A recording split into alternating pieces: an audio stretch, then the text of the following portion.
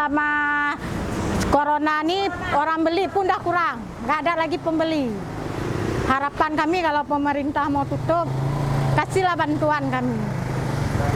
Sekarang bahan semua mahal, gula pun mahal, semua rasanya untuk beli beras saja udah nggak sanggup lagi. Ini duduk dari pagi sampai sore laku aja nggak ada. Biasanya berapa persen pendapatan penurunannya?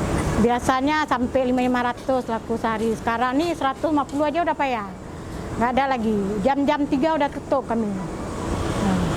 Itu ditutup atau emang disuruh tutup? Tutup sendiri, Pak, karena nggak ada lagi orang beli. Orang udah pada takut semua pergi. Ini kalau misalnya disuruh tutupnya kami kan, bolehlah, tapi pemerintah tolonglah. Kami kayak mana nih? Kalau harga sembako banyak naik?